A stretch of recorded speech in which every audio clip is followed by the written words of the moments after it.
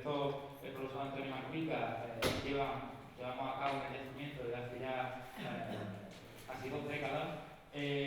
Como digo, no solamente investigar el yacimiento, sino fundamentalmente ponerlo en orden. Uno de los problemas que tiene este yacimiento es que durante mucho tiempo hemos tenido que excavar y enterrar de nuevo todos los sondeos, todos los distintos restos que han ido apareciendo, y el objetivo, a partir de este nuevo proyecto, de este nuevo programa de excavaciones y con la creación de la cátedra, el compromiso que tenemos por parte de todas las partes que tomamos o que integramos esta cátedra, es la de que a partir de ahora los restos se queden in situ y se queden visibles.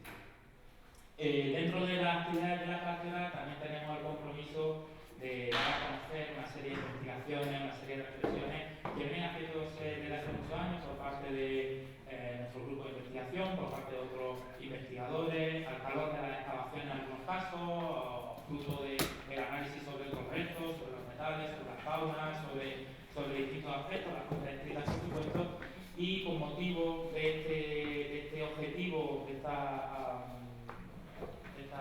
pauta que nos marcamos dentro de la cátedra, pues iniciamos un ciclo de conferencias que vamos alternando entre el Museo Arqueológico, a quien agradecemos fundamentalmente su acogida dentro del programa de los campos de Castril.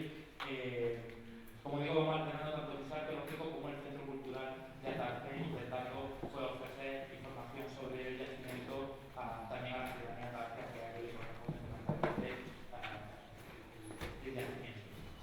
Dentro de este ciclo de conferencias, como digo, ya hemos tenido varias, desde junio que empezamos con una charla sobre alimentación, hemos tenido otras sobre los metales, y hoy tenemos con nosotros, y es un honor y un orgullo poder presentarlo al compañero Vidal Sar, que es compañero del departamento, compañero del grupo de investigación, compañero de esta liga de peleas durante años, que se licenció en Historia primero, luego en Filología Árabe, que cursó su doctorado aquí en la Universidad de Granada, que terminó en el año 2009 sobre la Gran Cirí, una tesis no solo muy importante, sino muy interesante desde el punto de vista metodológico, porque es lo que ha marcado también la forma en la que se aproxima al conocimiento histórico, que es integrando todos los registros posibles, tanto las fuentes escritas como los registros arqueológicos, los registros materiales, como la epigrafía y la numismática. Digamos que esa doble vertiente, esa doble faceta que tiene, tanto como historiador como analista o como filólogo árabe, le permite aproximarse de una forma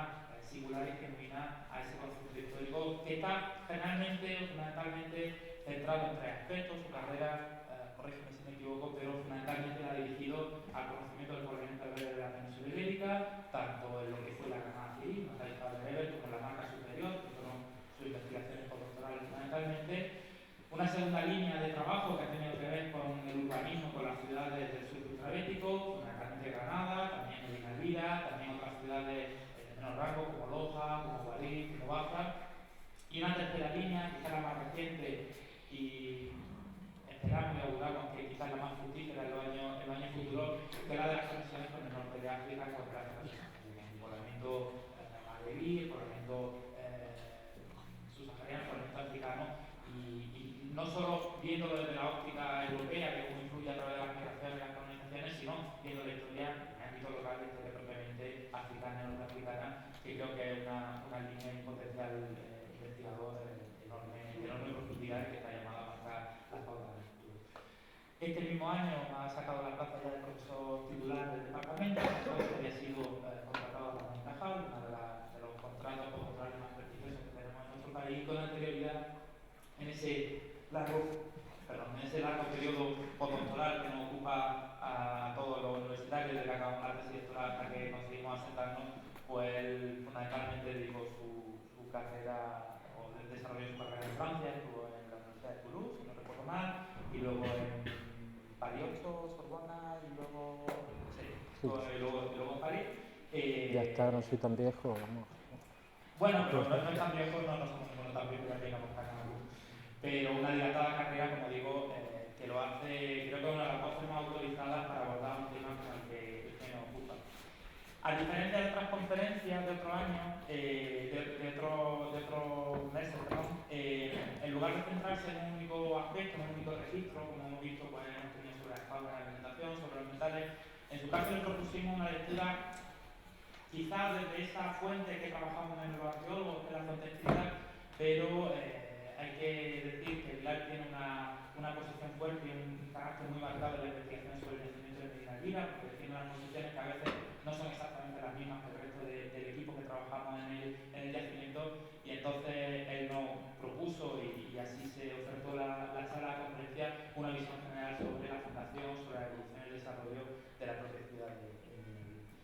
que sin más, agradeciendo nuevamente tanto a quienes hacen posible la cátedra, fundamentalmente al Ayuntamiento de la Tarde, que está aquí representado por su alcalde, al Museo Arqueológico, por supuesto, a Manuel, una vez más, gracias por acogernos. Creo que es el primer sold out, desearse el primer lleno absoluto que tenemos en ese ciclo de conferencias. Y por supuesto a Pilar por su amabilidad y su generosidad al aceptar la invitación y al ofrecernos esta charla hoy. Así que sin más, tiene la palabra. Vale. Tengo que utilizar este micro, ¿no? O este está conectado. Vale. Bueno, mientras que voy montando el PowerPoint, en principio, en primer lugar, estoy ruborizado por la acogida que ha tenido la conferencia. Espero estar a la altura de la ocasión, y eso que le dije a mis alumnos que no viniesen. Directamente les dije, no vengáis todos porque no cabéis en la sala, así que no quiero que se dé esa situación en la que se queda la mitad fuera, la otra dentro, y unos se quejan y hay pues barricadas, y ya sabemos lo que puede pasar, ¿no? Bueno, gracias evidentemente al museo que nos acoge hoy, a su director Manuel, a la cátedra representada por su director García Contreras, compañero de penas y de glorias también, hay que decirlo, porque hemos conseguido muchísimas cosas juntos e indirectamente también pues podemos decir que el éxito suyo es también mi éxito, puesto que formamos parte del mismo grupo de investigación. Entonces, pues lo que primero voy a decir es que no voy a hablar de las actuales excavaciones arqueológicas, de las que me imagino que hablará el profesor García Contreras en una futura intervención. Yo voy a dar mi visión de lo que sería la evolución y al mismo tiempo haré una radiografía de lo que para mí es la sociedad elvirense. Un análisis que se basa fundamentalmente en los estudios que llevo realizando desde hace muchísimo tiempo, ya desde el año 2005 o incluso antes, ¿no? en mi etapa predoctoral, ¿no? No sé qué ha pasado, se ha desconectado solo. Hay una cosa. Será por el tema del adaptador.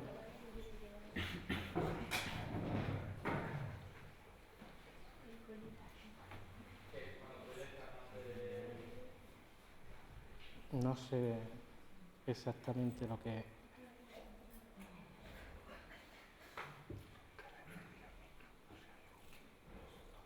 Bueno, primer contratiempo, además multitudinario. Vamos a ver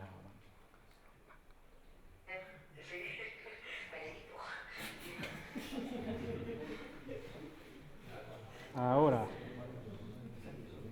Ahora parece que es que va y viene, no sé exactamente a qué se debe, pero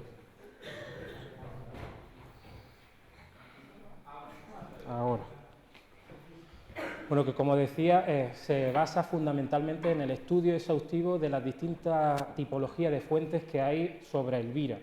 Fuentes que tienen que ver con la documentación escrita, la geografía, los diccionarios biobibliográficos, las crónicas, pero también tengo muy en cuenta, desde siempre, por mi formación en tanto que arqueólogo, los resultados de las intervenciones arqueológicas.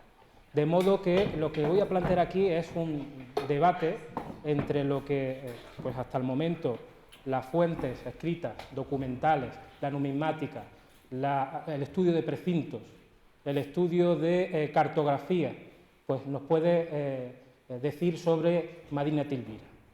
Para empezar, conviene señalar un desequilibrio manifiesto que existe entre las distintas tipologías de fuentes. Por un lado tenemos pues, una arqueología que está en un estado embrionario, si se compara con el desarrollo de los estudios sobre fuentes escritas. Una arqueología que se basa fundamentalmente en el Plan General de Investigación que en su momento lideró Antonio Malpica, un plan que se retomó por parte del equipo polaco y que ahora pues, acaba de tomar el testigo el profesor García Contreras.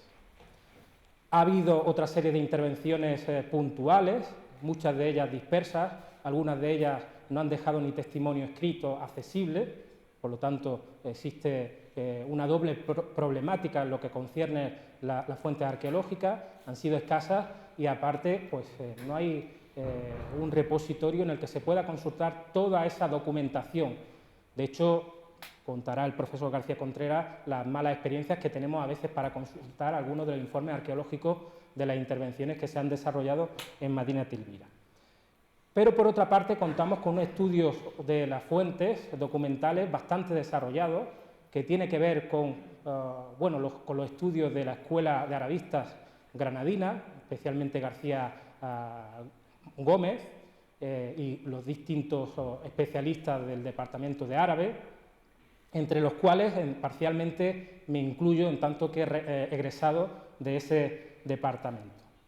Un estudio que vais a comprobar, que van a comprobar, se basa fundamentalmente en el análisis de fuentes geográficas, cronísticas y biobibliográficas. Para empezar, pues, podemos decir que al contrario de otras urbes andalusíes, el caso de Madinat el-Bira es uno de los casos privilegiados, puesto que contamos con multitud de fuentes, multitud de referencias, que nos permiten prácticamente reconstruir todo el panorama evolutivo e incluso el panorama que tiene que ver con los análisis socioeconómicos, con los procesos de arabización e islamización de esta ciudad. Se puede realizar un análisis, incluso un vago análisis de la estructura urbana. Es ahí pues, uno de los pilares o podemos decir de las piedras angulares sobre las cuales gira el debate entre las fuentes escritas y la arqueológica, puesto que mi visión es la de una ciudad desarrollada ya en el siglo VIII y que llega a su plenitud en el siglo IX. En cambio, la arqueología dice justamente lo contrario. Es ahí, como digo, pues una de las cuestiones sobre las cuales gira el debate entre fuentes escritas y fuentes arqueológicas. Conviene comenzar por una introducción vaga, puesto que estamos ante un público mayormente granadino y me imagino que han asistido a otras conferencias referentes a Madinat el-Bira, sobre lo que es Madinat el-Bira. Madinat el-Bira se sitúa, como todos saben, en Atarfe. Hoy engloba unos 332 hectáreas protegidas, abarca cierta parte también de Albolote, lo que sería el conjunto del yacimiento, y ahí se van a dar una serie de topónimos que no vamos a analizar detenidamente, pero que en cierta medida nos hablan, nos describen la situación, la traceología del poblamiento andalusí en la zona. Básicamente, los asentamientos en Medina el-Bira se sitúan en torno a varios puntos, que podemos resumir en dos. Una zona alta, donde está el Cerro del Sombrerete y el Tajo Colorado, donde hay una estructura que se explicará, imagino, y que aún no se ha determinado, pero es de gran importancia en lo que se refiere a la vigilancia y a la conexión con el Cerro del Sombrerete. Este último cerro, donde se situaría la Alcazaba, que aparece descrita en las fuentes escritas y también se conoce en cierta medida parte de su fisonomía, y una zona llana donde las fuentes coinciden, que se situaría la Madina, el barrio artesanal, la mezquita y toda una red de caseríos que pues, en su conjunto conformarían la ciudad de Elvira. Una zona, por lo tanto, dividida en dos partes, zona alta, zona llana. Ya veremos cómo la zona llana en principio no estaba amurallada, eso nos dice las fuentes, y hasta el momento la arqueología no ha logrado determinar ningún recinto murario que proteja este sector. De modo que tenemos pues, una Elvira que existiría ya previamente al asentamiento árabo-bereber, previamente a la formación de Al-Ándalus.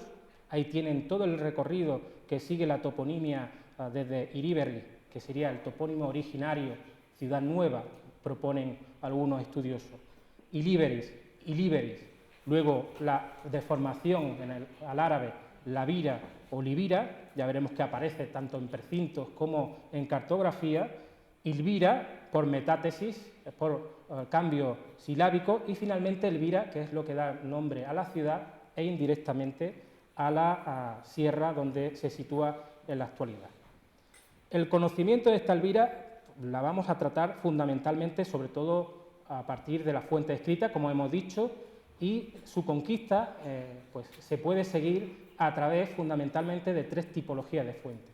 Por una parte, a través de los precintos, que no suele tenerse en cuenta, pero nos informa directamente de cómo se produce esta conquista, cuándo se produce e incluso qué fiscalidad se impone en los primeros momentos, a través de las fuentes escritas, como hemos dicho, y fundamentalmente también a través de los cambios toponímicos, de todos esos nombres de lugar que van apareciendo un poco por todo el territorio granadino, elvirense, y que nos informan de que pues, hay un nuevo poblamiento, un nuevo pueblo que se ha asentado en esos espacios.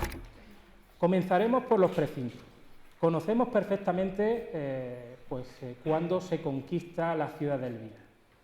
Es en torno al 713, con posterioridad a esta fecha, quizá algunos lo sitúan en el 714, y de ello nos informa un precinto publicado por Tawfiq Ibrahim y Philippe Senac en una reciente publicación, en la que se puede ver el primer testimonio escrito del topónimo Livira, que yo mencionaba anteriormente. Además, en este precinto se nos señala pues, que hubo un pacto de capitulación, Hatam, es decir, pacto, capitulación de Elvira. Ello ya nos sitúa en un contexto de pacto, de negociación, de sometimiento de una población autóctona, en este caso obviamente estaríamos hablando de hispano-visigoda, asentada en la zona en torno al Marugán y ese territorio, luego podemos debatir a este respecto, de modo que pues esa Elvira, que también aparece en cartografía por primera vez en el siglo X, denota sin duda alguna que estamos ante un nuevo periodo. De la conquista árabo-bereber también tenemos noticias a través de las distintas fuentes escritas. Aquí solo he traído a colación 2 testimonios, uno de ellos es de la Akhbar Majmua, no vamos a leerlo, puesto que sería demasiado extenso pues esta comunicación, y otra, la de Fath al-Andalus, que quizás sea más interesante que la anterior, puesto que nos deja claro pues, dónde estaría la capitalidad y no se cita como capital a Granada. Ambos testimonios dejan meridianamente claro que la conquista de Elvira se produce con posterioridad a la batalla de Guadalete y la comete muy probablemente, y de ello ya informaba Pedro Chalmeta en su obra sobre la islamización, arabización del Andaluz, la comete el hijo de Musa ben Nusayr, es decir, el primer árabe que pisa suelo ibérico.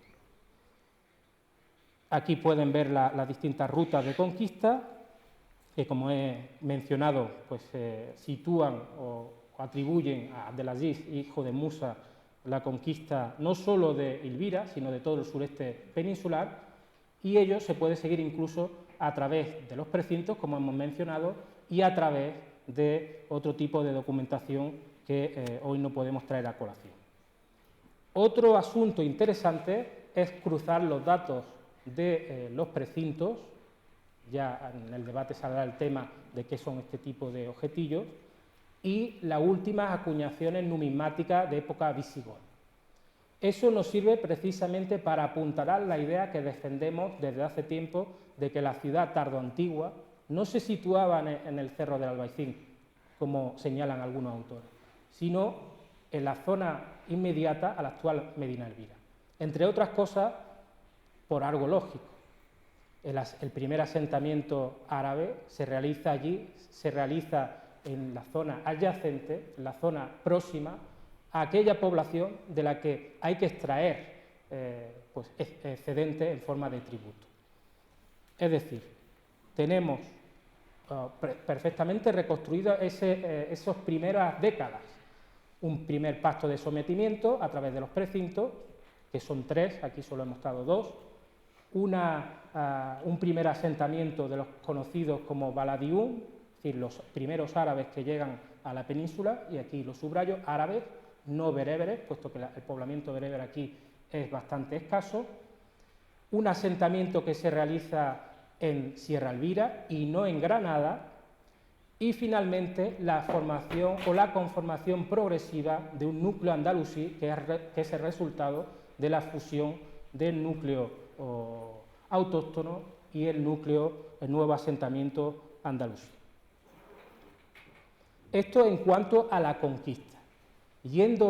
Avanzando cronológicamente, las referencias que tenemos sobre Elvira nos hablan prácticamente de esta misma realidad. Podemos decir que podemos seguir los distintos estratos de poblamiento que se van a ir dando a lo largo de los siglos medievales a partir de los documentos que vamos a mostrar. Como saben, si no lo comento ahora, en el 740 tiene lugar una revuelta generalizada en lo que sería Al-Ándalus, una revuelta conocida como la revuelta bereber, que se produce por varias cuestiones, entre otras cosas por emular a sus contríbulos del norte de África, por la discriminación manifiesta de estos grupos étnicos respecto al reparto del botín, a pesar de ser también musulmanes, y también pues, se ven edulcorados o barnizados por diferencias religiosas, por las tendencias jarijíes que van a adoptar las revueltas bereberes.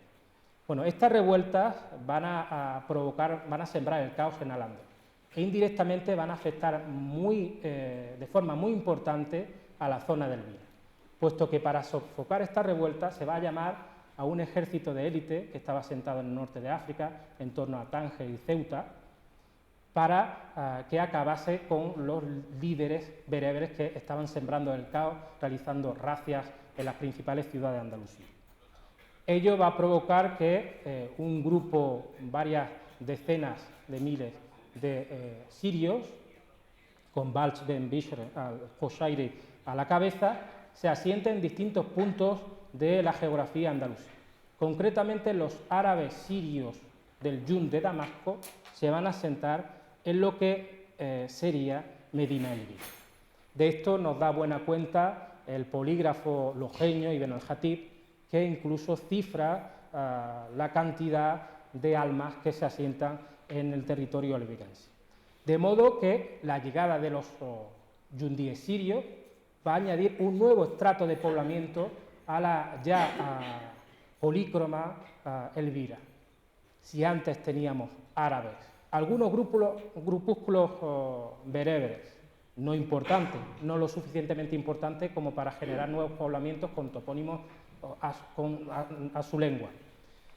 Ahora vemos cómo llegan otros grupos árabes, en este caso sirios, que además ocupan un lugar privilegiado al frente de la sociedad, reivindican el control fiscal de aquellos sitios en los que se asientan, de modo que entrarán en conflicto directo con los primeros árabes, los conocidos como baladíes. Estos movimientos poblacionales, sin duda alguna, deben registrarse tarde o temprano en los estudios arqueológicos. De modo que no nos atrevemos a decirlo, pero es muy seguro que estos grupos que se asientan un poco por toda la Vega añadan pues, una dificultad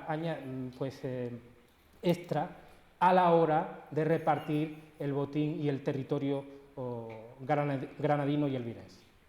La llegada de los sirios es triplemente importante, además de la introducción de productos que ya conocerán, entre ellos la seda, acarrea una aceleración del proceso de arabización y islamización en varios sentidos. No vamos a analizar estos dos procesos, que son muy interesantes y podemos hablar de ello en otra conferencia.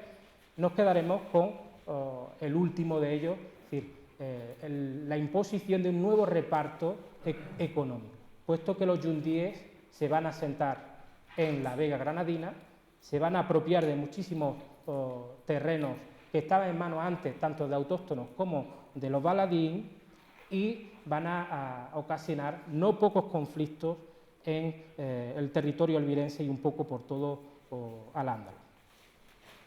De esta toponimia plural, pues ya se dio buena cuenta, en este caso José Cristóbal Carvajal López, en su tesis doctoral, ya señalaba la presencia incluso de algunos asentamientos duales muy interesantes, puesto que recogen topónimos de Al-Baladín y Al-Shamín, es decir, que un mismo topónimo se apellida con el epíteto de los que llegaron al principio o de los sirios, lo cual denota que esos dos estratos todavía no se han mezclado lo suficiente y pues entran en conflicto incluso no solo entre ellos, sino con el resto de la población.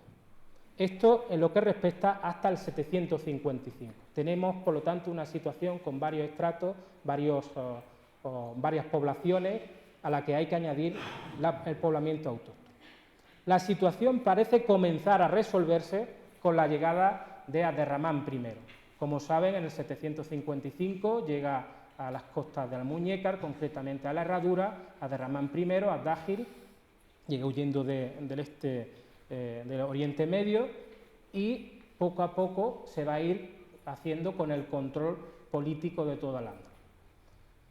Bueno, pues Granada, Elvira, va a ser fundamental a la hora de entender el triunfo de Abderramán I, entre otras cosas porque la mayor parte de los sirios que estaban asentados en la Vega granadina y elvirense, pues van a apoyar el advenimiento de Abderramán I e incluso la fundación del nuevo emirato. Es ahí que pues, los propios sirios se vean beneficiados en esa lucha entre sirios y baladíes, es decir, entre los sirios yundíes y los que llegaron al principio de la península, de la conquista, perdón. Eso se observa incluso pues, en la documentación escrita, donde por primera vez observamos una dualidad en lo que respecta al poblamiento granadino. Aparece en primera ocasión pues, Granada como un castillejo, como un Hisen, que pues, no sería la capital del territorio.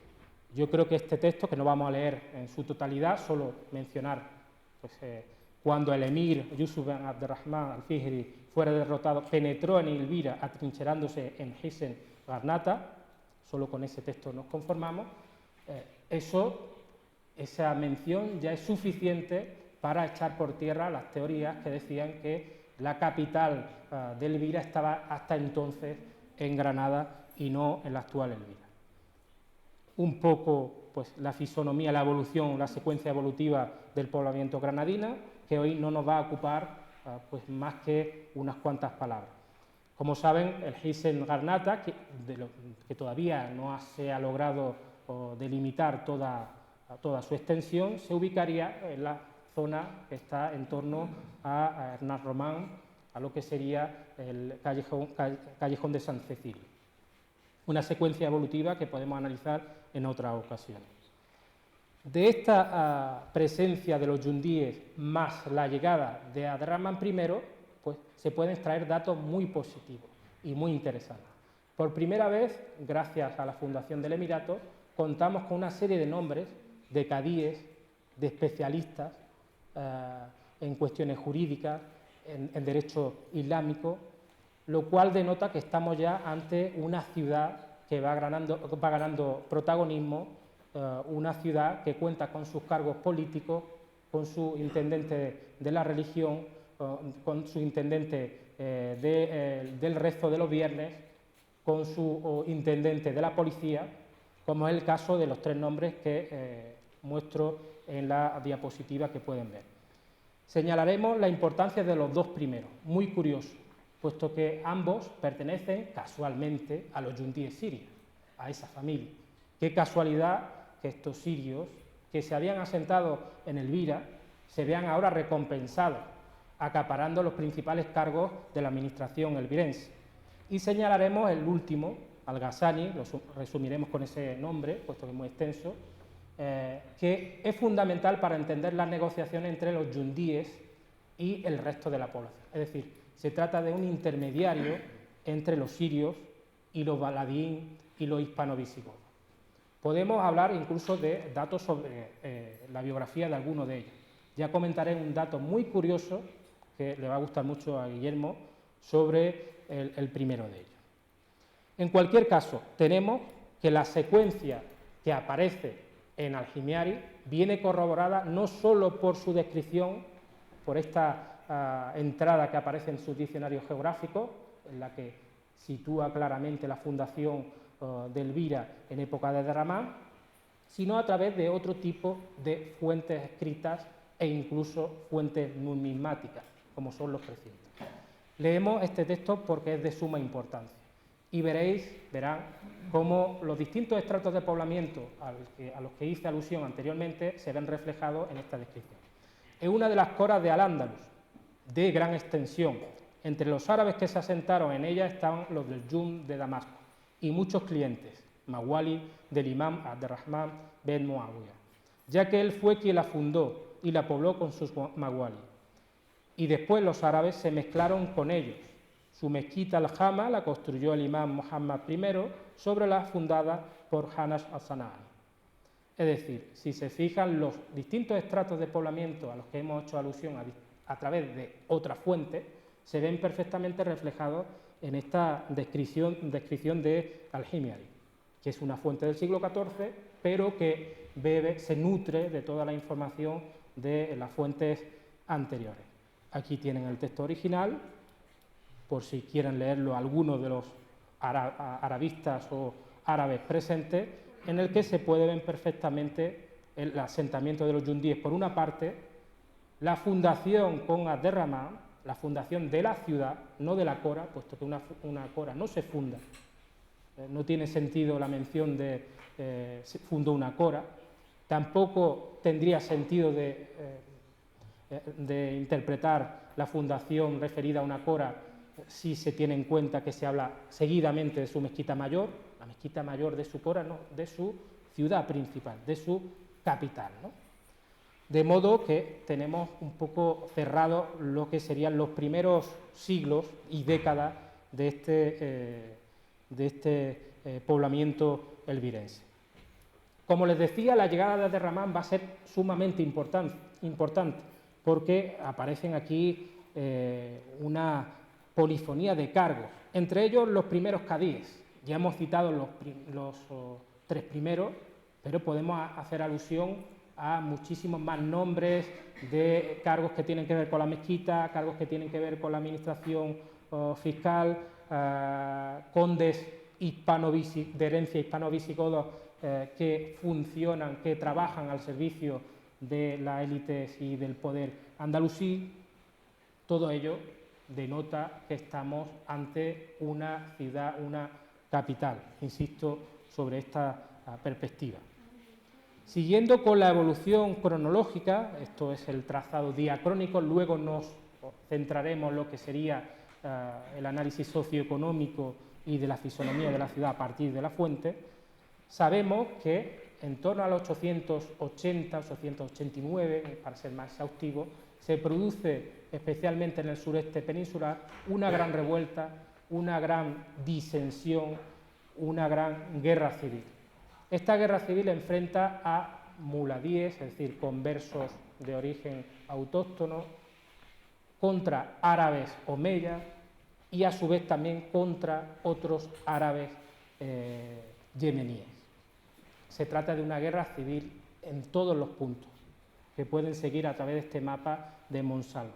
Nos centraremos evidentemente en el sureste peninsular. ¿Por qué es importante esta fitna, esta guerra civil? Pues por varias cuestiones. En primer lugar, porque nos informa de la composición etnocultural de la ciudad de Elvira. De nuevo, Elvira aparece reflejada como una ciudad de mayoría muladí, de mayoría pues de origen autóctono, frente a una Granada, que es reflejada, que aparece como un mero castillejo, en la que se instalaría pues un pequeño destacamento de árabes con Sawar ben Hamdún a la cabeza. Es sumamente importante porque nos informa de la composición étnica y también muy interesante porque por primera vez se nos informa de una primera migración de población desde Elvira a Granada. ¿Les suena algo algo esto? Bueno, la migración, el preludio de lo que luego acontecerá en el 1013 con el abandono de Elvira y la fundación de Granada. Bueno, se puede seguir esta evolución, aparte de las distintas batallas entre Elvira, Granada, Muladíes, sería un poco aburrido. Mencionaremos solo algunos aspectos que tienen que ver pues, con Elvira. Para empezar, ese llamamiento continuo o esa referencia continua en las fuentes a los muladíes, ese apoyo manifiesto de Elvira a Omar Ben Hafsun, que es el caudillo o muladí que pues, encabeza la revuelta en el sureste peninsular. Al mismo tiempo se puede seguir indirectamente pues, toda esa red de castillos, de poblamiento subalterno, secundario, que depende de Elvira. Un poblamiento que tiene que ver con un Mont Chac, que estaría situado en torno al Sacro Monte, un poblamiento que tiene que ver con toda una red de castillos pues, que van jalonando todo el surco intrabético y que dependían directamente de Granada.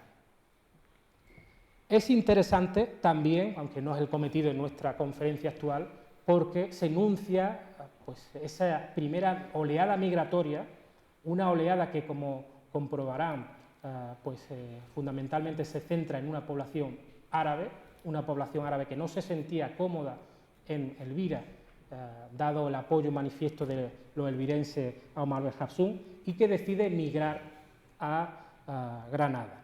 Se trata, por tanto, de un primer trasvase poblacional del que tenemos constancia no solo a través de las crónicas, sino a través de los diccionarios biobibliográficos, que son de suma importancia para reconstruir la microhistoria. Tenemos los nombres y apellidos de esos primeros habitantes importantes de Granada. Son nueve que las crónicas mencionan como min al-Arab Garnata, es decir, entre los árabes de Granada y no de Elvira. Son 9 personajes que deciden migrar e incluso pues, seguir en Granada hasta su muerte, lo cual denota que se está dando ya un proceso migratorio de gran interés, ¿no? Muy interesante es el último de los personajes que señalaré aquí. ¿Por qué? Pues puesto que por primera vez puede que estemos ante un personaje, una personalidad que se enterró en torno a la puerta de Elvira, inaugurando pues, la Maqbara Bab Elvira. Algunos dirán, esta referencia puede aludir a la puerta de la ciudad de Elvira. Bueno, no tendría sentido decir que vivía en Granada y seguidamente decir que se entierra en la puerta de Elvira. Por otro lado, ya comentaré, si sale en el debate, algunas cuestiones a este respecto de por qué, a mi juicio, sí que es en la puerta de Elvira. Bueno, de esta primera población no solo tenemos constancia a través de las fuentes documentales, de las fuentes biobibliográficas, sino también a través de la arqueología.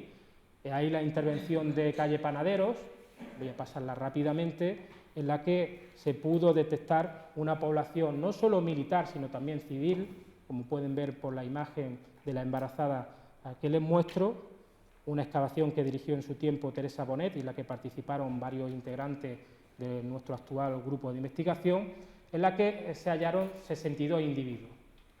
Una intervención que esperamos analizar a través del proyecto Maqbara para determinar el ADN de los personajes que allí se enterraron. Tenemos, por lo tanto, pues, que esta fitna supone para Elvira el inicio de un poblamiento en Granada. Sin embargo, ello no va a suponer la pérdida de importancia, como veremos a continuación, de Elvira con respecto al resto de Al-Ándalus, puesto que Elvira seguirá ganando en importancia, seguirá siendo una referencia en lo cultural, en lo político y en lo económico. Hasta aquí en lo referido a la evolución cronológica. Luego lo retomaremos para hablar del abandono.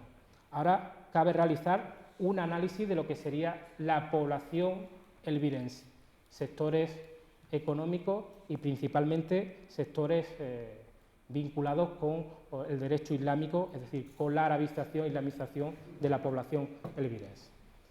De lo visto hasta ahora se puede ver perfectamente cómo estamos ante una población donde la mayor parte era de origen muladí, una población que procedía evidentemente del cristianismo, es decir, hay una abundante resistencia al proceso de islamización, una abundante población mozárabe que se ve reflejada no solo en las crónicas, sino también en los distintos nombres de obispos que se conservan en la actualidad, obispos de la diócesis de Elvira. Vemos o veremos cómo como producto de esos dos procesos que tienen ahí señalizados, arabización e islamización, va a haber una conversión progresiva al Islam. Tenemos una mayoría muladilla en el siglo X, que es la que aparece reflejada en las crónicas referente a la fitna, y finalmente en el XI la imagen que encontramos es la de una población andalusí a secas, sin ningún tipo de división interna entre muladíes y árabes. Esa es la realidad que se encuentran los ziríes cuando llegan a la península ibérica. Como he mencionado anteriormente, la presencia mozárabe está altamente atestiguada a través de la documentación escrita y a través de los distintos nombres de obispos. Obispos que, por cierto, tienen un protagonismo desmedido en la propia administración andalusí e islámica, como es el caso de los dos últimos que les señalo. Como pueden ver en el primer párrafo, pues se conserva onomástica, si damos por válido todos los nombres que están ahí, algunos están en entredicho, pero otros sí que existieron con toda seguridad. Es decir, contamos con nombres de obispos prácticamente desde la conquista hasta pues, lo que sería el siglo X, final del X. Como decía, los dos últimos son de especial importancia, porque en ellos no solo se ve pues, una resistencia a la conversión al Islam, sino una participación en la propia administración islámica. De hecho, pues, el primero de ellos, Abdelmalik Ben Hassan, intercedió con otras potencias, con otro reino cristiano, con Ramiro II, para liberar presos musulmanes. En el caso del segundo, Rabí Ben Zaid es autor de una de las principales obras agronómicas andalusíes, concretamente del Tratado Agronómico del Calendario de Córdoba. E incluso pues, se fue utilizado como embajador por el propio califa en Constantinopla y enviado al Sacro Imperio Romano Germánico. Es decir, se observa perfectamente cómo el estamento religioso no solo participa del proceso de arabización y de la administración andalusí, sino que se ve beneficiado del mismo, ¿no? Ganando importancia, ganando cargos, ganando pues, no poco recursos, ¿no? Por otro lado, a esta conclusión llegamos fundamentalmente a partir del estudio de los diccionarios biobibliográficos.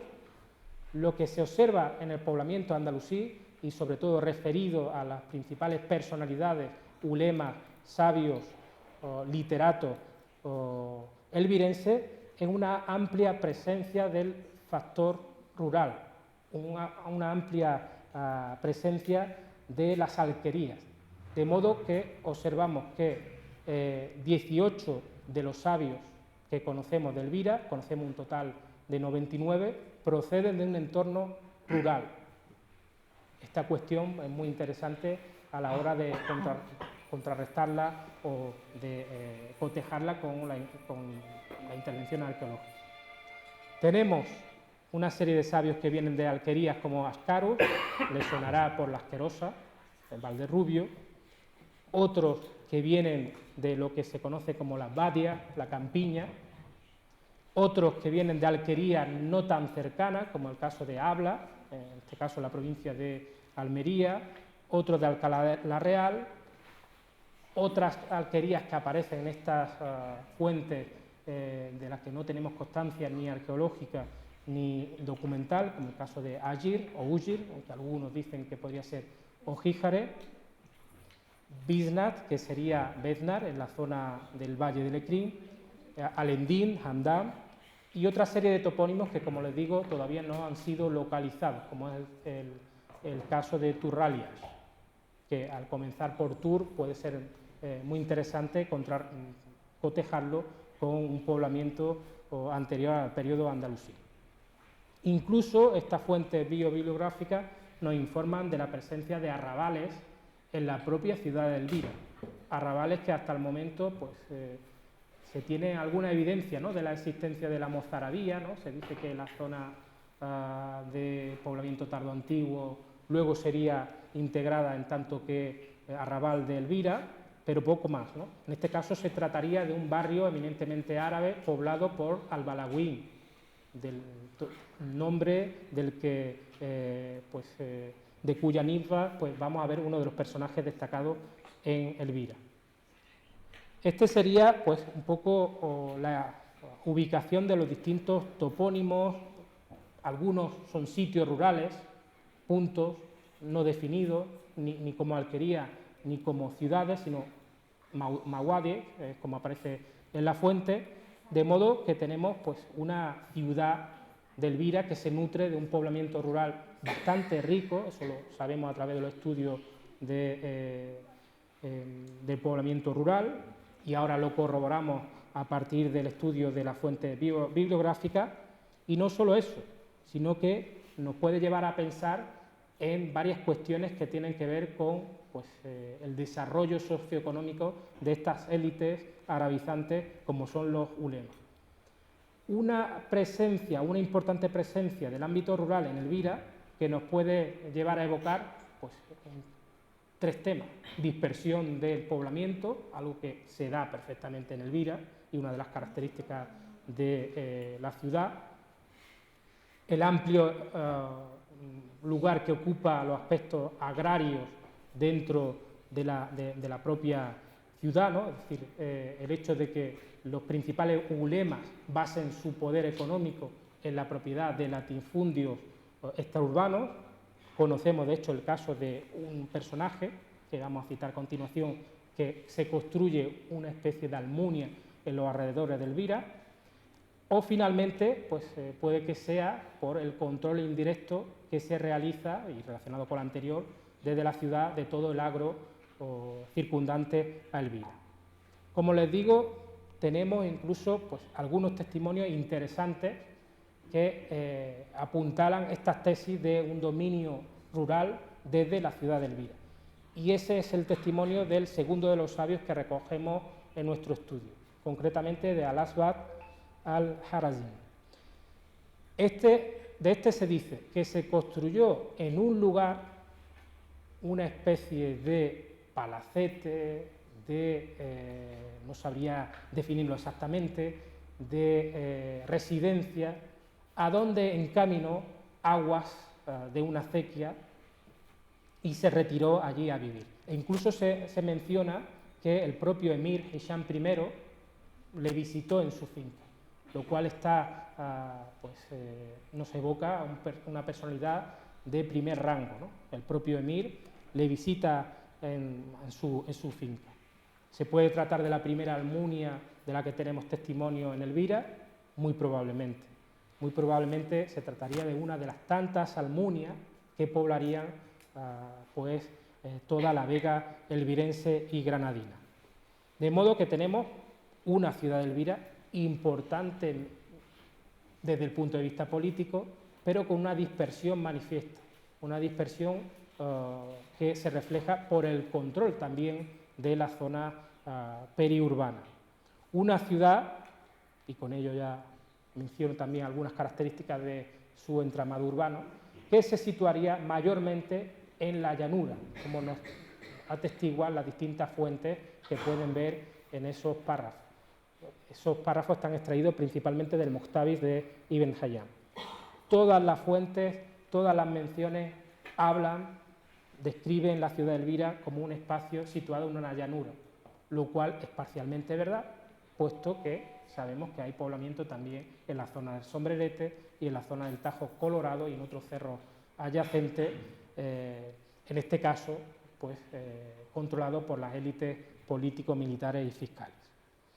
Como les digo, es parcialmente verdad que no estaba amurallada, puesto que también encontramos todo el recinto murario que defendía la zona de la Alcazaba y que fue encontrado en su momento por nuestro grupo de investigación a lo largo del primer proyecto general de investigación. Ahí tienen una imagen de uno de los accesos a esta Alcazaba.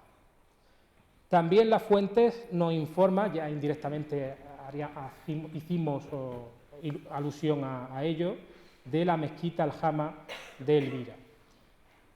No solo nos sitúan cronológicamente su fundación, sino que algunas se atreven a hablar del esplendor de esta mezquita. La primera descripción que poseemos es la de Al-Himyari, en su diccionario geográfico, que nos dice que su mezquita Aljama fue construida por el emir, aunque dice imam, Muhammad I, sobre otra anterior. No tenemos evidencia de esa anterior, no sé si tendremos pronto evidencia de la segunda, pero en cualquier caso sí que hay restos que parecen atribuirse a esa mezquita, como pueden ser las lámparas halladas en su momento por Gómez Moreno, estudiadas por Carlos Vilches y que están aquí custodiadas, ¿no? Esas lámparas, esas referencias descriptivas y aparte las alusiones a los cargos de intendente de la oración de los viernes, nos cierra el debate sobre la presencia o no de una mezquita mayor en el entorno de Elvira. Contamos, como les decía, con una descripción incluso más exhaustiva de lo que sería esta mezquita. Esta descripción pertenece a Ibn Hayyan, que se encuentra en la obra magna de Ibn al-Jatib, el Ihata, en la cual se nos hace alusión a una supuesta inscripción fundacional de la mezquita mayor. Nos quedamos con las palabras subrayadas, puesto que sería muy extenso leerlo todo.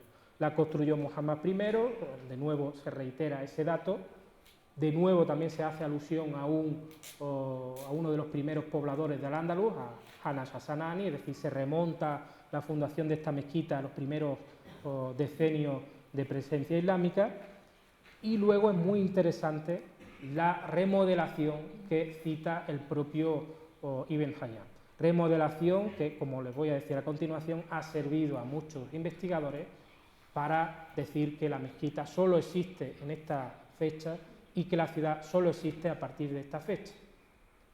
Este tipo de argumentos, como veremos a continuación, si no en el debate, es doblemente engañoso, puesto que para que haya una ciudad no tiene por qué haber una gran mezquita Aljama, un gran edificio que destaque por encima de todo. Y por otro lado, puesto que hay referencias anteriores a esta que les comento.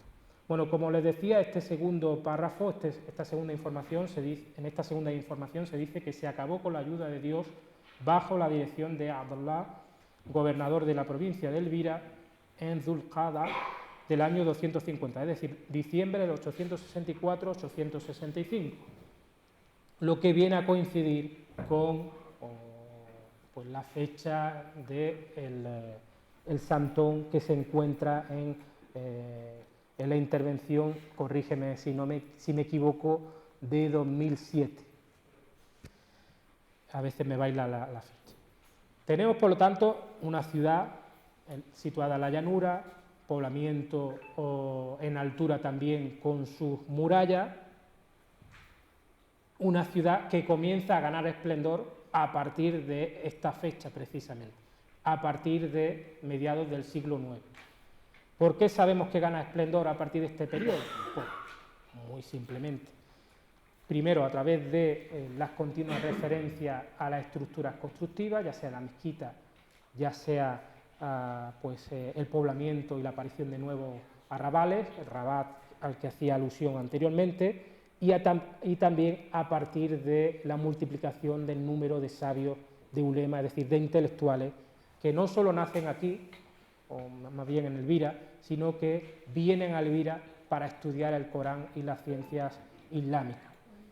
Bueno, de ello da buena cuenta un diccionario biográfico Ibn al-Farabi y da buena cuenta nuestro estudio de los distintos sabios y literatos que nacen en este periodo. En ese estudio, pues, constatamos que la mayor parte de los ulemas andalusíes, de los ulemas y sabios elvirenses, pues se concentra en la franja que va del 850 hasta el 950. De hecho, 67 de los 99 viven en este periodo. Es más, el más importante de todos estos sabios, que es Ibn Futais, vive en este marco cronológico. Y es importante doblemente, puesto que es uno de los transmisores de una de las principales obras de derecho islámico, y en segundo lugar, puesto que es un polo de atracción de otros sabios que vienen un poco de toda la geografía andalusí. Esto es lo que se refiere al esplendor andalusí de la ciudad de Elvira, que se puede testimoniar, como les digo, a través de referencias sobre la mezquita Aljama y a partir del estudio de los distintos sabios que hemos encontrado. Voy a acelerar un poco el paso, no voy a entrar en las razones por las que se produce el traslado a Granada, un traslado que se produce a partir del 1013 y que pueden seguir a través de bibliografía, de modo que sabemos que a partir del 950 la ciudad comienza a decaer en importancia relativa con respecto al resto de ciudades andalusíes, puede que Granada empezara ya a ganar importancia, puede que otros polos como la propia Córdoba fuesen un foco de atracción todavía más fuerte y que muchísimos de los sabios que venían a Elvira decidiesen quedarse en Córdoba o ir a Córdoba. En cualquiera de los casos, sabemos que a partir de este momento pierde importancia relativa la ciudad. Y ya definitivamente a partir de 1013 se produce su abandono por cuestiones en las que no vamos a entrar hoy. Espero entrar en un futuro, si me invita al museo a hablar del traslado de capitalidad, estupendo. Sabemos que se abandona la ciudad y a partir de entonces podemos decir que comienza el desmantelamiento de Elvira. Un desmantelamiento que es total a tenor de lo que nos dice la fuente, pero que la arqueología pues, no documenta del todo. Y ahí pues, debatiremos en la última parte de esta comunicación sobre ello. Sabemos que Elvira pierde su entramado urbano. Hay varias referencias en las que no creemos, por ejemplo, una de ellas que no he traído aquí, como es el incendio de su mezquita a mediados del siglo XI. Hay referencias también de otros sabios que se trasladan a lo que sería la ermita de los Tres Juanes, donde se situaría una rábita que aparece testimoniada en distintas fuentes y que describen a la ciudad de Elvira como una ciudad, una urbe en ruinas, y a partir de ahí encontramos pues, referencias muy puntuales, fogones realmente, en distintas fuentes. Una de ellas es la que incluye Ibn Jaldún, una de las principales fuentes andalusíes y árabes en general, sobre una tierra irrigada, una alquería en el entorno de Elvira. No sabemos si esta Qariat Elvira se correspondería con el entorno actual o si obedecería a otro tipo de alquería situada en torno al Bolote. La toponimia tiene estos problemas, ¿no? Los asentamientos se desplazan, viajan, los topónimos a veces cambian de ubicación, ¿no? En cualquier caso, se trata de una referencia a Elvira más allá de su existencia como ciudad. O como el caso de la visita de Ibn Battuta, es uno de los grandes viajeros del Islam y de la historia universal, que se dice que visitó la rábita Al-Awqat y allí pudo ver la ciudad en ruinas de Elvira. De modo que tenemos constatación de este abandono inmediato en el siglo XI, no solo a partir de fuentes del XIV, del XV, sino también a partir de referencias del siglo XI, como es la mención que hice antes a el sabio que se traslada en el XI a la rábita de los Tres Juanes. No sé si voy bien de tiempo. Bueno, voy concluyendo ya. De todas formas, no tengo mucho más. Bueno, conclusiones que se pueden extraer de este estudio que, como he manifestado, no solo es documental, sino también incorpora datos de la numismática y tiene en cuenta los resultados de las fuentes arqueológicas. Bueno, como se puede comprobar, el poblamiento en Elvira existe antes de la llegada de Ramán I. Su fundación oficial se acomete en el 756, pues dando carta de naturaleza a una realidad que ya era preexistente, el poblamiento Galadium, el poblamiento junto a ese foco foco urbano tardoantiguo. Tenemos una ciudad que en el siglo IX pues, ve como parte de su población emigra a Granada, pero que sigue ganando importancia. Se observa que es una ciudad plenamente desarrollada, que cuenta con una mezquita mayor monumental. Existía la mezquita mayor antes, pero ahora se reconstruye y se hace un gran edificio. Cuenta con sus propios cargos y personalidades, entre ellos uno de los sabios, de los grandes sabios andalusíes como Ibn Futais, y vemos cómo podemos seguir a través de las fuentes parte de la fisonomía de esta ciudad. Una ciudad que cuenta con arrabales, que se sitúa en una llanura, con un poblamiento disperso y con una amplia presencia, con amplios y múltiples tentáculos en lo que sería la zona rural. He aquí las conclusiones a las que hemos llegado a través de nuestro estudio. Muchas gracias por su atención. Si tienen alguna pregunta.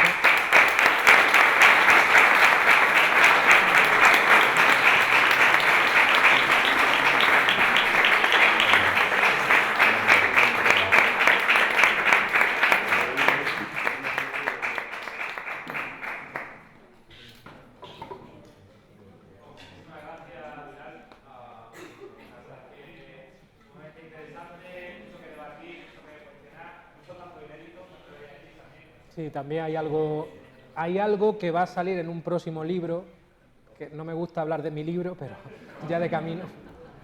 Así que creo que es buen momento para abrir un turno de preguntas, debates, cuestiones que no hayan quedado claras, algo en lo que queráis que Pilar se entienda.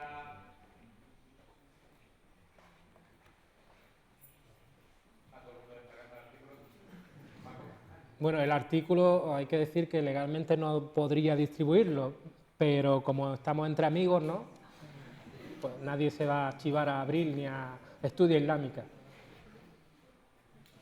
Paco, creo que quería. ¿Tenemos micrófono suelto?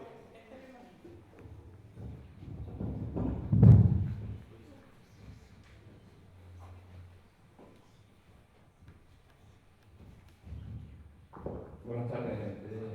Soy Paco Quesada, miembro de la asociación La Cora de Elvira en Atarzo, y agradecerte pues, la perspectiva que nos ha ofrecido hoy, que la considero muy interesante porque estamos un poco acostumbrados siempre a la parte arqueológica, ¿no? La parte de análisis de textos y demás, pues me ha resultado como más novedosa para tu cultura concretamente.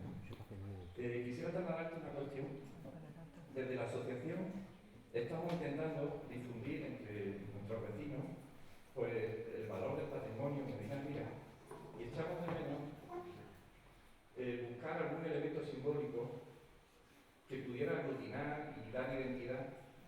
Y alguna vez lo he hablado con Guillermo, con Mexican, ¿habría alguna fecha simbólica de referencia sobre Medina Elvira que pudiéramos exaltar y que pudiéramos destacar como una fecha identitaria, una fecha que, por eso, no ponga en valor la gran influencia y la gran relevancia que tuvo nuestro entorno geográfico? Bueno, muchas gracias por sus palabras, y yo tenía miedo al principio de que el público esperara, lo comentaba a Guillermo, resultados arqueológicos, ¿no? o novedades arqueológicas. Yo lo que he presentado aquí es mi estudio documental, más lo que conozco de los resultados arqueológicos, o cotejándolo, ¿no? Pero no nada novedoso en lo que concierne a la arqueología, ¿no? Y se agradece sus palabras. Bueno, usted lo que busca es una fecha de fundación de Medina Elvira, ¿no? Por así decirlo, es decir, una fecha para conmemorar el milenario de Medina Elvira, ¿no? Pues si yo me atrevería a fechar la fundación vamos a decir, que está presente en la ciudad en el siglo, o al principio del siglo VIII, yo la fecharía con el Emirato de Córdoba, en el 756. Y explico por qué. Porque a partir de entonces se da carta de naturaleza a una ciudad jurídicamente establecida. A partir de entonces se distribuye en coras o provincias al Ándalo, gana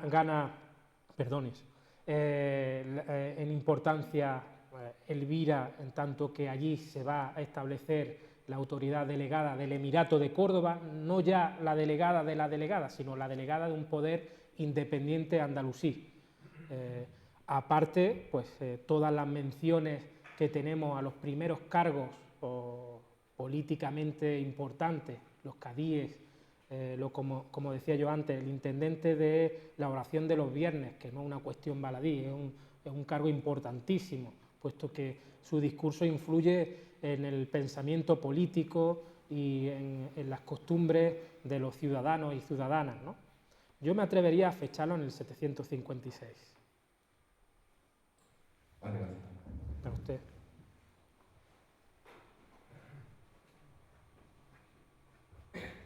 Vamos preparando la exposición para el 2056.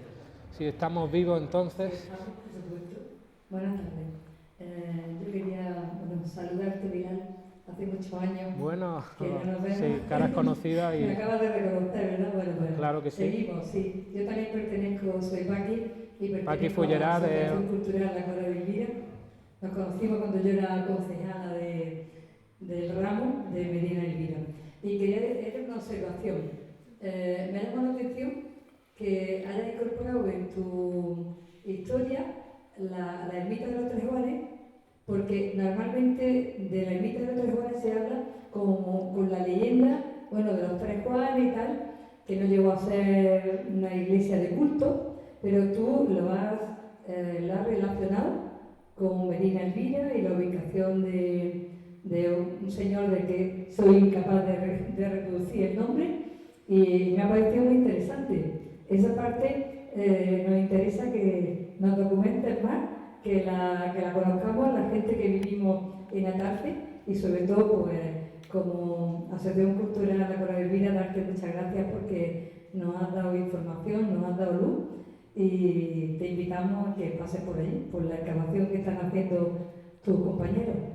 Sí, pasaré. Bueno, muchas gracias, Paqui, y además todo el mundo sabe lo que has hecho por el yacimiento de Medina Elvira cuando fuiste concejala, lo que luchaste para que se excavase allí, para contar con medios para ello, y lo que estás haciendo ahora por la defensa de las mujeres, que hay que subrayarlo. Entonces, lo que dices de la rábita al Aucas aparece mencionado no solo en el siglo XIV, sino también en el siglo XI, es decir, que podemos retrotraer la fecha de una rábita presente en la ermita de los Tres Juanes a mediados del siglo XI. ¿Por qué sabemos que ahí se ubicaba una rábita? Pues esto lo sabemos principalmente a partir de los bienes avícios. Hay referencias a que se otorga pues, un sitio donde había una rábita a la Iglesia católica. La ubicación de la ermita de los Tres Juanes la conocen, ¿no? Es prácticamente uno de los picos de Águila de Sierra Elvira, una zona idónea para retiro espiritual, y ahí la función que tenía entonces, un monasterio, por así decirlo, un espacio de retiro ascético. De hecho, la primera mención que poseemos sobre esta rábita está relacionada con un tal Abu Ishaq al-Ilbiri, que es muy famoso, tristemente, por sus poemas antijudíos. Él fue un alfaquí que estuvo al servicio de los ciríes y lo expulsó Badis Ben Jabús, el que sería el tercer y el gran sultán cirí, a Elvira, porque estaba poniendo en jaque la estabilidad del propio reino. Lo expulsó porque Badis se apoyaba en la comunidad judía para gobernar la taifa cirí. Huye y se desplaza a Elvira, y se dice que se instala precisamente en esa rábita. Por lo tanto, tenemos una fecha aproximada de fundación de esa Rábita, que muy probablemente antes de Rábita fuese un punto fortificado, por lo estratégico que es. Tampoco es incompatible la idea de Rábita y punto fortificado. Aquí tenemos la Rábita de los Olivos en la ermita de los Tres Juanes, que contaba con una torre, ¿no? Es decir, que ambas funciones se pueden corresponder, ¿no? Y se pueden complementar.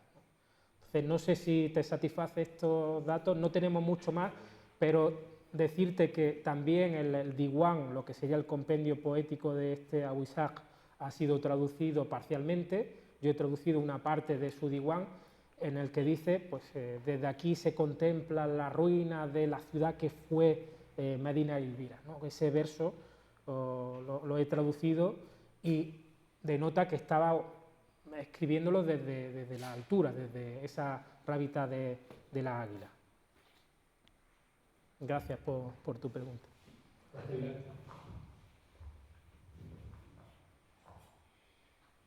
Bueno, buenas tardes. Antes casi me ha presentado un poquito Guillermo, lo para agradezco. Soy Pedro Martínez, alcalde de Tarso.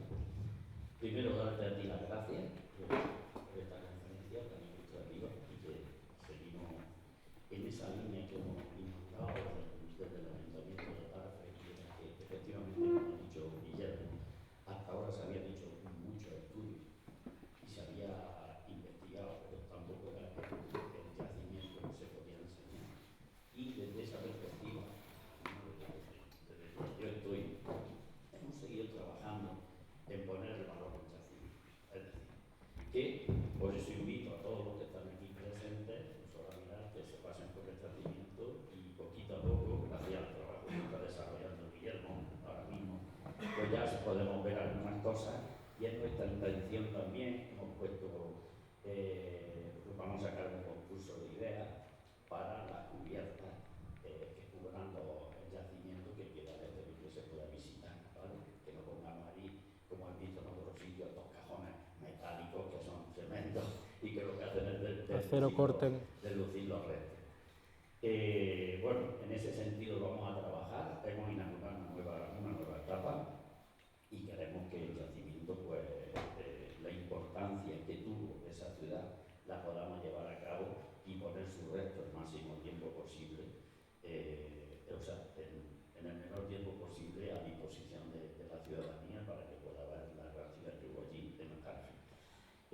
Nada, como lo que he dicho, invitar de nuevo a toda la gente que visite el yacimiento. Seguimos ahí trabajando codo con codo de la cátedra de Gómez Moreno para el yacimiento de Medina Elvira, y seguiremos trabajando desde la parte que nos corresponde al Ayuntamiento, poniendo el valor del yacimiento y ayudando económicamente y en todos los sentidos a que eso sea posible. Así que muchísimas gracias, y también tengo conocimiento que, como tú has dicho también, que tú has estado siempre allí casi desde el principio en el yacimiento, que conozco a través de otras personas que me lo han dicho, y enhorabuena también por la parte que te corresponde. Gracias. Gracias, Pedro. Solo una puntualización. A Aguilar no hay que invitarlo al yacimiento, él es parte del grupo de investigación, o sea que él forma parte. Si me invitan a comer también cuando vaya. No sé si hay más preguntas, si no, ya lanzo yo una pregunta. ¿Sí? Venga, bueno. Da igual que lo repetimos. Solo decir una cosa, que espero que esto salga adelante, porque yo estuve justo ahora, porque ya soy viejo, pero hace 25 o 30 años, con esta misma idea, pero en Atarfe. Es decir, el ayuntamiento decía que iba a poner en valor, en aquel caso fue Manuel Espinal el que dio la conferencia, y se hablaban de grandes proyectos, y al final, como tantas cosas en Granada, se queda en tierra de nadie. Por eso digo que espero que por lo menos, si ya se puede ir visitando las excavaciones, es un paso, porque ya os digo, porque aquello era el gran sueño de aquellos tiempos, de Medina Elvira, la nueva Pompeya de Granada, y al final, fijaros dónde está la cosa. Venga, que por lo menos que siga para adelante esto.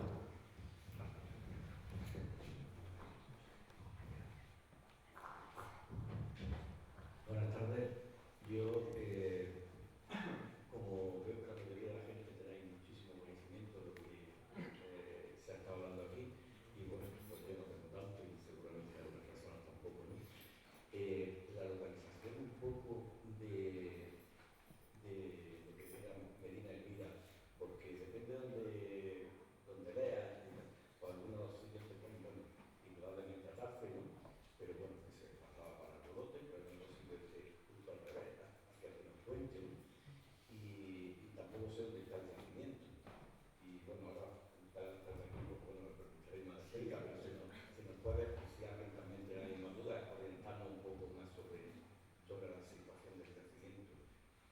bueno, cualquier persona de las que están presentes y han hablado, me han precedido, pues pueden comentar dónde se ubica. Con el plano topográfico quizás se vea mejor, ¿no? Vemos situado al noroeste del actual Atarfe, ¿no?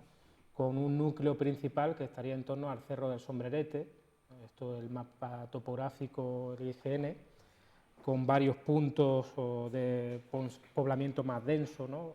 En la zona llana, en esa llanura situada entre el Sombrerete y el Cerro del Almirez, donde están los olivares, donde parece que se puede activar la presencia de la Medina, y los dos puntos fortificados a los que hacía yo alusión, del Cerro del Sombrerete y el Tajo Colorado, que mencioné yo anteriormente como un punto vigía dependiente del Cerro del Sombrerete, pero que está a mayor altura, un par de metros más, a una decena de metros más, incluso es el límite superior, ¿no? Entonces se ubicaría aquí, ¿no? Básicamente la mayor parte está en Atarfe, en el municipio de Atarfe. Coge también algo de Albolote y de Pinos Puente, pero la cantidad es ínfima si se compara con lo que es el territorio de Atarfe, ¿no?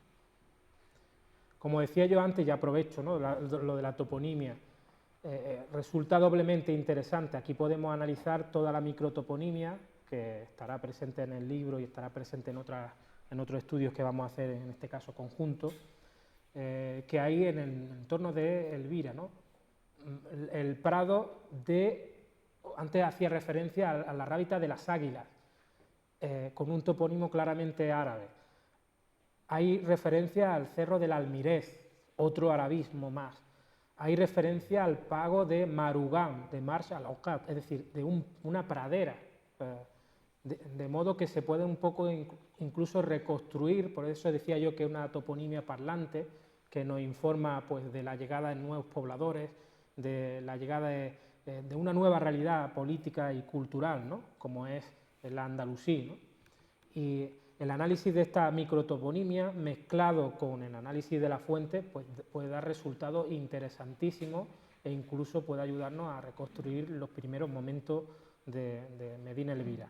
Atarfe, como saben, Atarf significa el límite referido a la propia Elvira. Algunos dicen de la propia Elvira, otros dirían al límite de la propia Granada. Es decir, que el propio municipio de Atarfe lleva un nombre árabe que pues es huella de su pasado andalusí.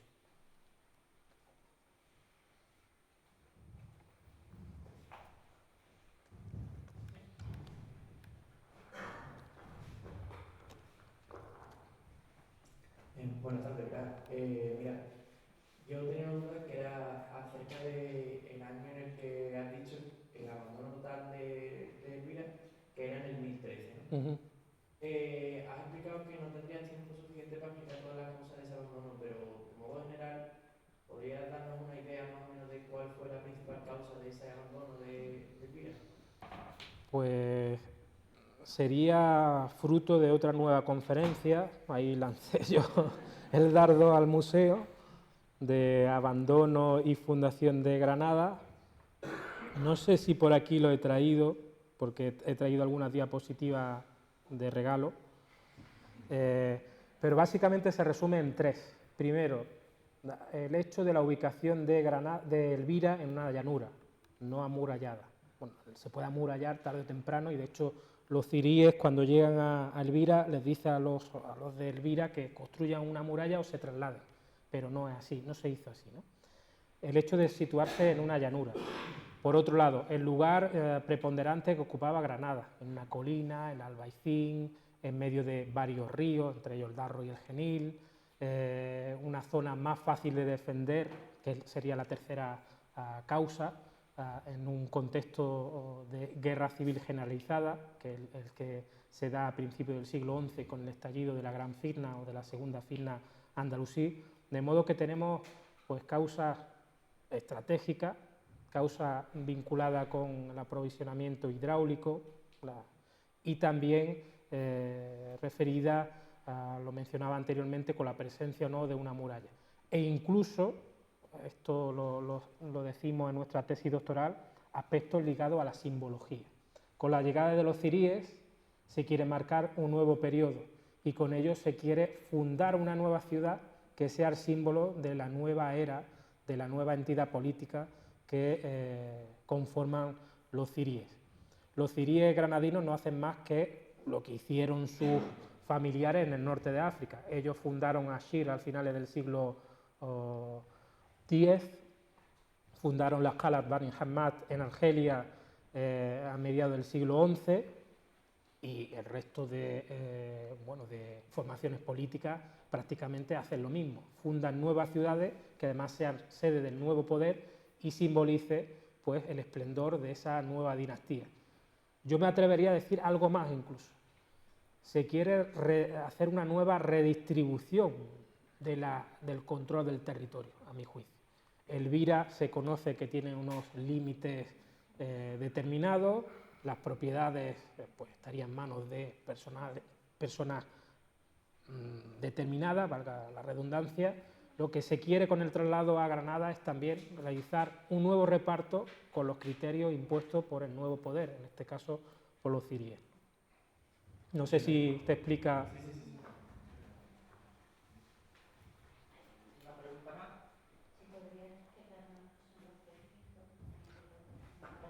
Los precintos son objetos de plomo de un par de centímetros que sirven pues, para sellar las bolsas en las que iban las monedas con las que se pagaban las tropas o con las que iba la harina, la especie, las joyas. Incluso hay precintos que van incrustados o colgados en personas. Hay precintos que hacen referencia a un botín humano, concretamente a vírgenes, que en una conquista se sabe que en las conquistas se reparten mujeres, sobre todo estamos hablando de una población árabe que mayormente es masculina y que, bueno, sabemos lo que es el patriarcado y lo que son las guerras, ¿no? Entonces, esos precintos irían colgados en personas o bien sellando las bolsas con las que se pagaba a las tropas invasoras. Son doblemente interesantes, no solo por la epigrafía que contienen, puesto que en la mayor parte de los casos se trata de las primeras menciones a sitios, a ciudades andalusíes, algunos de ellos no citados en otra fuente, algunos de ellos, pues, gracias a los precintos, conocemos que siguen manteniéndose, por lo menos en unos primeros momentos, como el caso de Shiduna, de Sidonia.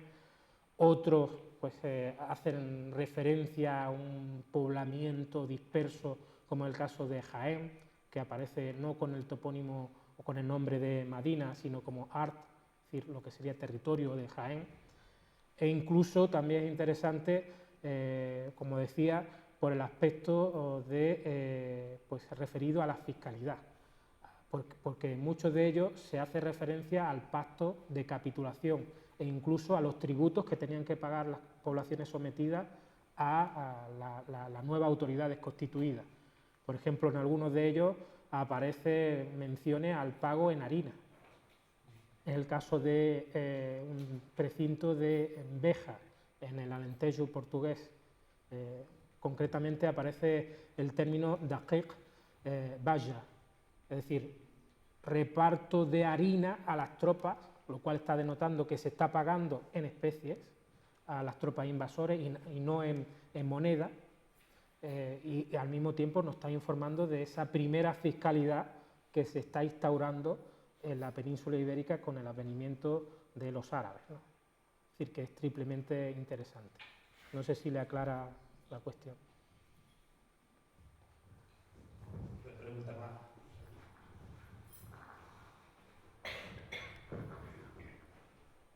Bueno, si no había así como una muralla en la ciudad, ¿qué otro sistema de defensa tenía?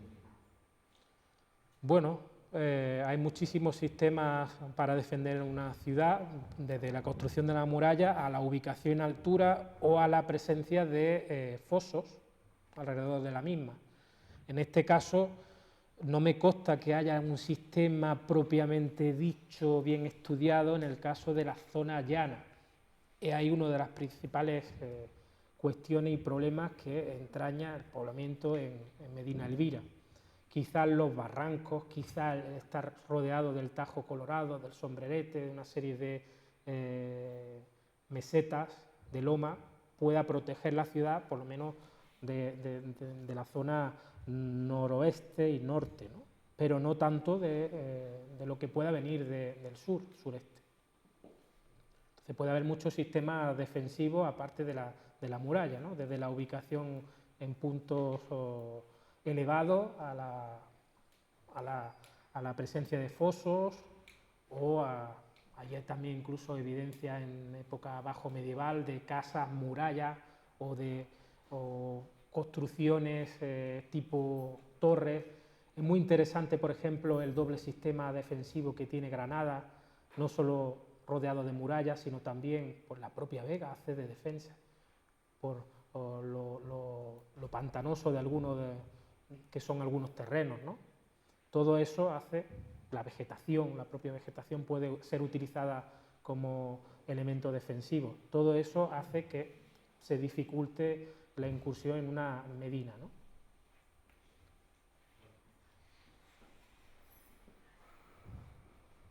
¿Alguna pregunta más? No sé si estaba levantando, si llega por ahí el micrófono. En breve. ¿Se encuentran en Medina Elvira, en lo arqueológico, algunos datos anteriores a la presencia islámica? Lo digo porque estamos hablando, por ejemplo, sobre el tema de que fue el centro de población no solamente de la época musulmana, sino anterior, de la época de Iberia, de la época de los íberos, por ejemplo. ¿Se encuentran datos anteriores, allí arqueológicamente hablando?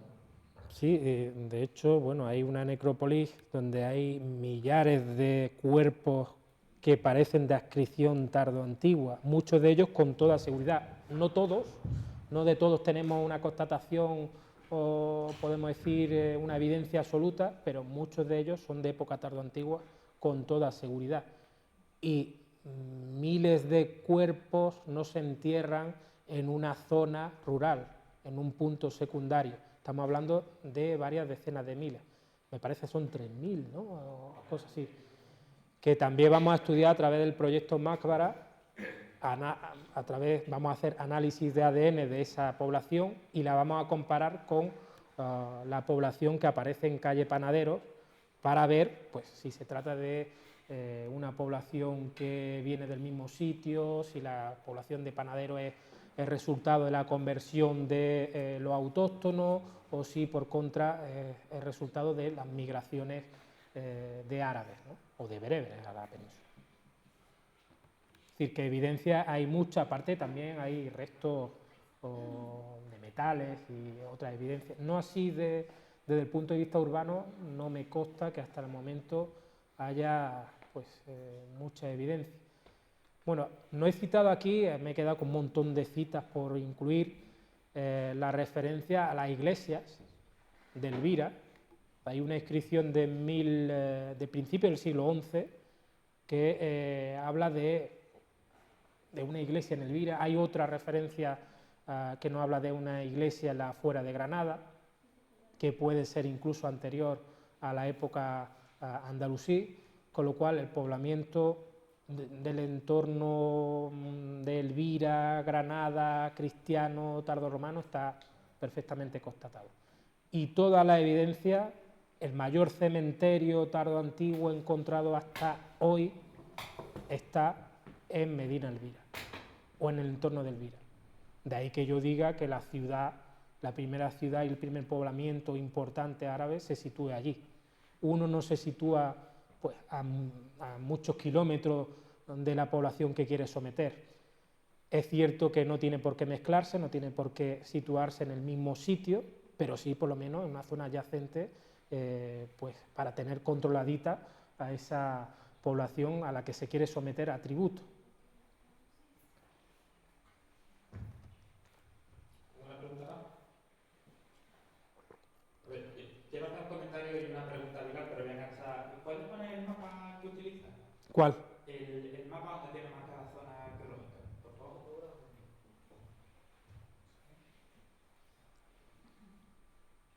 Porque uno de los problemas no se ven muy bien los de tapones. lo que es la ciudad, es que la ciudad no la conocemos, es decir, lo que se han abierto hasta ahora son ventanas de conocimiento, en muchos casos sondeos de 4x4 o 5x5, o sea, pequeños sondeos, en parte porque el objetivo todos estos años atrás era conocer las cronologías, las funciones de los distintos espacios, se han hecho prospecciones superficiales para hasta donde llegaba y sobre todo incoar un espacio de protección dentro del cual pues, se evitaran profundas alteraciones presupuestarias. Luego, como muy bien dice Vidal, hasta ahora lo que conocemos arqueológicamente es que la ciudad no tiene una muralla, no tiene un límite defensivo, pero sí que es cierto que una serie de necrópolis van marcando dónde terminaría la ciudad en según qué momento. Lo digo porque tampoco es que tengamos una foto, pues, una ciudad que dura más de 3 siglos, tampoco es que tengamos una foto fija de que la ciudad fue tal cual en un determinado momento, sino que tenemos necrópolis dentro del yacimiento que marcarían el límite de la ciudad en un determinado momento y tenemos casas y altas después de la necrópolis, con lo cual esa ciudad siguió creciendo. Así, por ejemplo, prácticamente donde está la línea roja de abajo, ahí hay una serie de balsas de Alpechín, en donde en las paredes de las balsas de Alpechín se ven cuerpos humanos y cráneos y fémur y tal, que sería una de las necrópolis que hay en la ciudad, por lo cual marcaría ese límite de la ciudad en determinado momento. Y al otro lado de la carretera que va hacia Pinos Puente, en lo que es el cortijo Osuna, ahí cuando se hicieron la obra del AVE apareció un arrabal plenamente construido en el siglo X, está inédito, no es arqueológico, pero aparecen restos ahí. Lo mismo pasa, por ejemplo, en la zona de casi en donde está el cortijo de las monjas, por ahí está la necrópolis, en esa zona de ahí, Aquí. y más a la derecha volvemos a tener otras construcciones que datan del siglo X y que perduran hasta el siglo XII según dataciones del siglo XIV. Así que la ciudad también va cambiando en según qué periodo y tampoco podemos decir, desde el punto de vista material, que sea siempre el mismo espacio. Luego la zona de Nueva que es la que zona de la que está hablando Pilar, tanto que es toda esa zona donde está justo la flecha ahí, toda esa pradera, todo ese prado que se tiene por ahí. El problema que tenemos es que nunca ha habido hasta ahora intervenciones arqueológicas estratigráficas, están las del siglo XIX, que son las que sacan más de 2000 tumbas y una serie de ajuares metálicos que están aquí en el museo con materiales de adscripción antigua, pero no hay dataciones y no son excavaciones, como digo, estratigráficas. Ahora se va a hacer una intervención, porque va por ahí una de las zanjas de la eléctrica, se va a hacer un seguimiento y a ver si salen algunos restos. Pero perfectamente podría haber esa movilidad. Y luego, quizás como restos más evidentes arqueológicos es lo que hay en el propio Tajo Colorado, que es una construcción anómala para el periodo, es una construcción defensiva muy pequeña, con una entrada recta, con un pequeño torreón en la entrada, a más altura incluso de lo que luego será la alcazaba. Hay materiales en superficie que no están vidriados, por lo cual una fecha anterior a finales del siglo IX, siglo X, anterior, pero son los únicos restos. Y luego en el yacimiento aparecen hasta sigilatas, siempre en contexto secundario, derrumbe, arrastres, pero aparecen materiales que son igual que aparecen materiales de mazarí, es decir, la alquería esa del siglo XIV en algún sitio está porque salen materiales siempre relleno en contexto secundario y terciario, pero sí que está. Entonces, por ahí engancho con la pregunta, porque uno de los problemas que siempre hemos tenido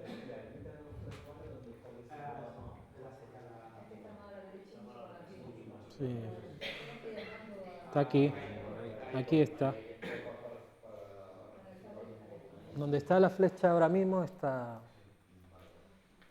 O sea, una zona que está muy alterada por canteras, por mármol, caliza, y tampoco hay una evidencia material, ni creo que lo hubiese, salvo que se cavase la propia mina. Y con eso, engancho con la pregunta que quería hacerle a Pilar, porque claro, uno de los problemas que tenemos a la hora de definir la propia ciudad, fundamentalmente tiene que ver con el abastecimiento hídrico, con qué se sustenta esta ciudad.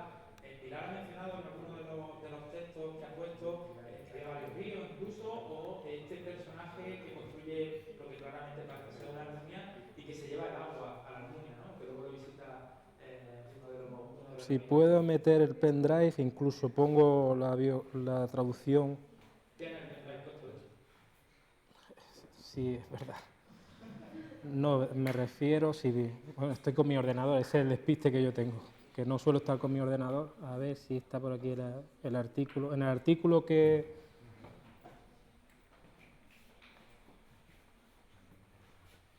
es el personaje número 2, incluso tengo la fuente por aquí lo interesante es, bueno, el topónimo de Turralis. Eso llama muchísimo la atención, ¿no? Porque no surgen de buena primera. Los árabes no van a crear un topónimo Turralias, es decir, que hay una reutilización de un topónimo anterior, puede ser apropiación de una alquería o una propiedad de alguien autóctono, puede ser que se vaya expandiendo esa finca a costa de propiedades de los sometidos.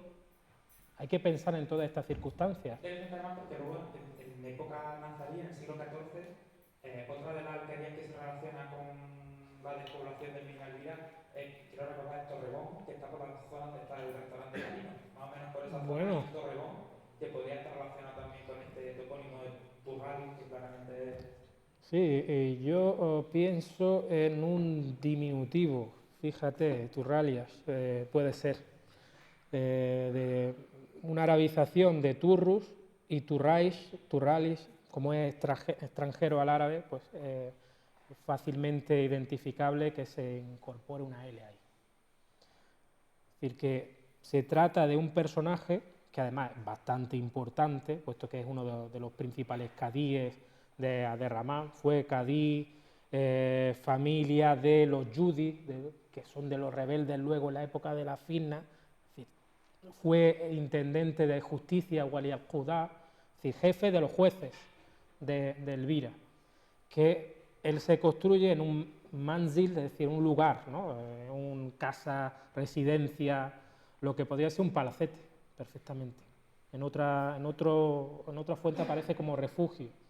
Y se dice que hizo conducir el agua a su finca y allí se retiró él a vivir. Es decir, estamos en una Almunia, claramente. Una de tantos puntos que bueno, vais detectando con Ferran de las prospecciones, microsistemas hidráulicos que están alrededor de Elvira, lo cual entra en consonancia con la imagen que yo acabo de dar de las fuentes, ¿no? De una pluralidad de poblamientos en torno a Elvira, de una presencia importantísima de lo rural, de la red de alquería en torno a Elvira, de gente que vivía en la alquería, iba a la ciudad a ejercer su cargo, gente que tenía propiedades y fincas periurbanas, lo mismo que pasa en Granada en época nazarí, lo tenemos bien testimoniado arqueológicamente y a través de la fuente, pues pasaba ya en Elvira, perfectamente, ¿no? Gracias. ¿Una pregunta más? ¿Nadie se atreve a cerrar? Bueno, pues no nos queda más que darle las gracias, Bilal, y dar las gracias a todos los asistentes.